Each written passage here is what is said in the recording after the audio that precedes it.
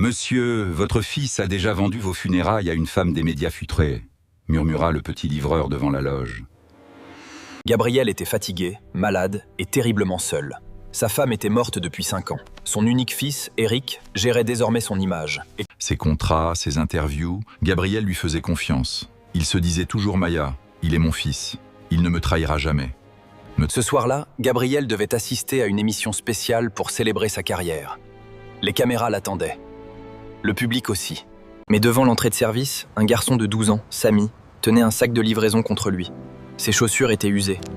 Son manteau trop petit. Gabriel le regarda, troublé. « Qu'est-ce que tu racontes, toître ?» Samy baissa les yeux. « J'ai livré un dîner dans un hôtel hier soir.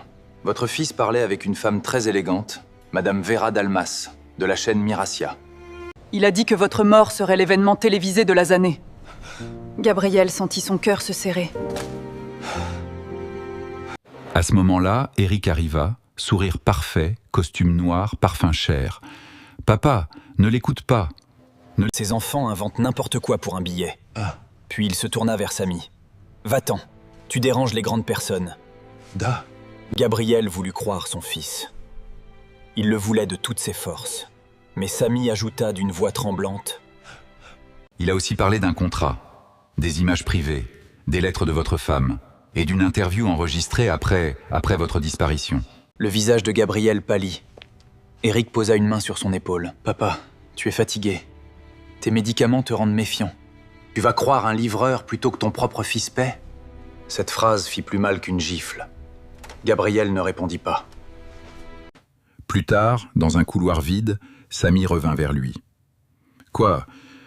Mon père avait un petit studio photo. » Son associé a vendu ses archives à un journal. Il disait être son ami. Puis il l'a ruiné.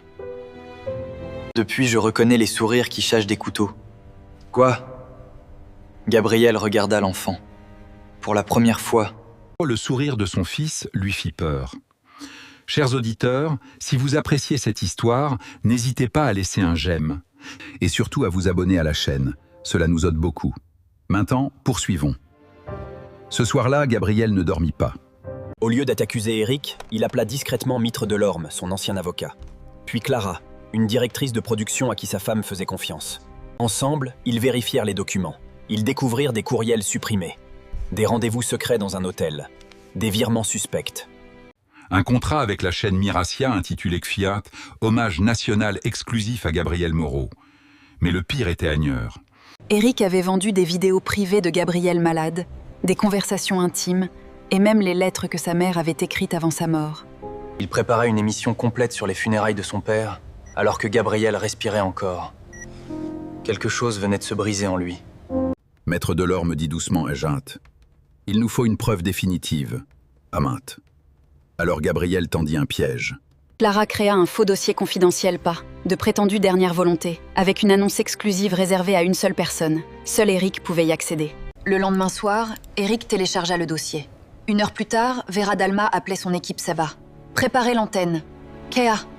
On a l'exclusivité totale. Le vieux va bientôt tomber et son fils nous a tout donné. Allah ! Tout était légalement enregistré. Le jour de l'émission spéciale arriva. Gabriel entra sur scène sous les applaudissements. Eric était au premier rang, souriant. « Mon père est fragile. Il est temps que je protège son héritage.